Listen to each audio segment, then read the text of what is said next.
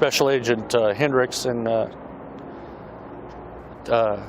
Special Agent McGinnis, they both asked me at that point if I wanted a blessing, and I told them I did.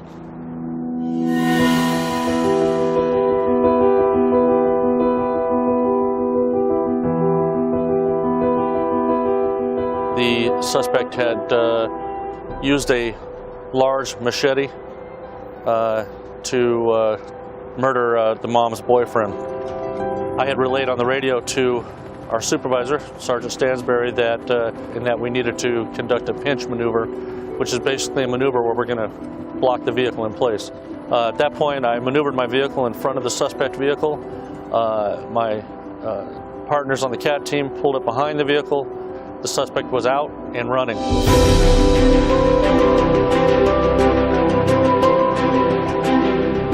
And I seen him make a turning movement and pointed back towards the detectives with an object in his hand.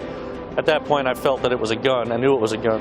At that point, once Detective Fowler realized that he had a firearm and that he had pointed it back at the other detectives, he knew that it was a deadly force situation, and he utilized his vehicle and struck the suspect on the road on his front right corner panel. I was within feet of the suspect when this happened. I heard the suspect gasp, at which time I thought this whole thing was over because it was a pretty significant hit. Right about the time that I made that thought process, I was still at the low ready. Jason Bears then turned almost immediately. The gun was on me. He fires. At about the same time that he fires, I came up, shot him back. I knew immediately that I was hit, but I thought at first I was grazed.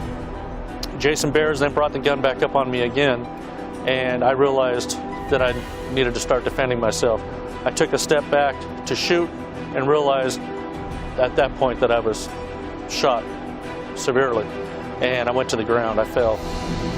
It was a terrifying situation to be into, but knowing that Detective Roulette and Detective Fowler were there during the incident, especially after Tom Fowler made his shots, that it was all over at that point. It was going to be all right. Then the pain set in, and I knew I was hit bad, and I had pain going up through my chest, and I thought the bullet had traveled up through my upper torso area. Immediately, Special Agent Scott Hendricks and Special Agent Chris McGinnis came together. Special Agent McGinnis immediately started adding the powder and the gauze. He was stuffing it into my wound. They elected to throw me into one of our SUVs, and they rode with me to the hospital. And I knew while I was in that vehicle that I just felt that things were bad for me. They both asked me at that point if I wanted a blessing, and I told them I did. And Special Agent Hendricks did that for me, and I just felt after that I was at peace at that point. I just realized either way that it went, I was okay with it. We had a job to do. We did the job, and after it was all over and we found out that Greg was going to be all right, we felt confident in our skills. We felt good about our training. We felt that we came together, did our job, and it paid off that night. Well, I don't view myself as a hero. I view my team as a heroes, all of them, every single one of them.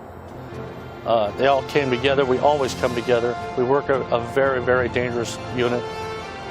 We deal with all violent criminals, mostly homicide suspects, and they have nothing to lose. And those guys come together. We all come together every time, and they were there for me that night, and it meant a lot to me. When I saw black smoke, I was like, that's a house fire, we gotta go.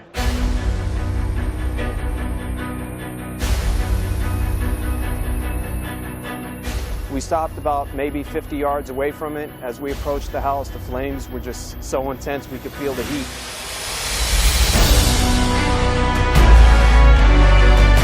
We're very close to the fire now. You can feel the heat. We knew that we had to get into the backyard because there was no way we could go through the front. We went through the backyard. There was a lady back there. It was the child's mother. And I told her, I'll get him out. I promise, we'll get him out.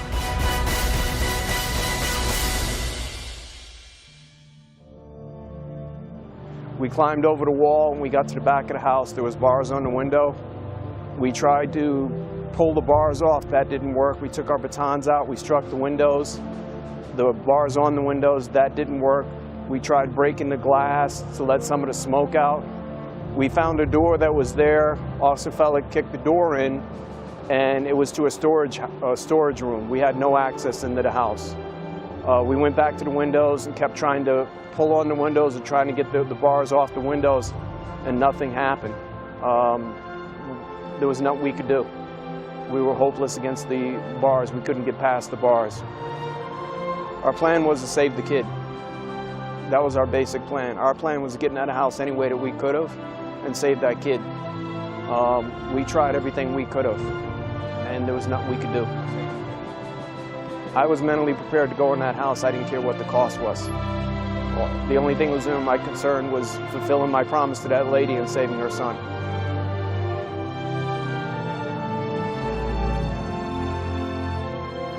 When I was at UMC later on, I think he was a deputy chief for the Las Vegas City Fire Department. He told us that no matter what we would have did, we wouldn't have been able to gain access into the house. He said it took them an extra long period of time to gain access into the house, and to get past those bars, there's a certain tool you need because you have to break the bolt that's inside the wall. And he said no matter what we would have done, we wouldn't have been able to get in that house. And had we gotten into that house, we probably would have became victims as well. It's, I've got two sons of my own, and I promised that lady something and I couldn't do it. So that haunts me, and it haunts me every day. You're in this job to help people. You're in this job when you're in this job for when people need help. You're supposed to be the person that goes there and helps. And it's just a helpless feeling when there's nothing you can do. And there was nothing I can do. There was nothing we could do.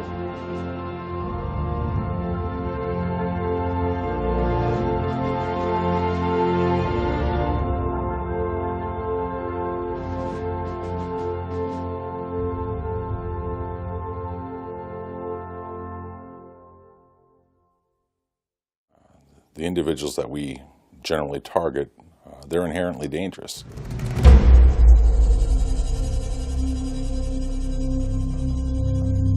The fact that we're able to go after these career criminals,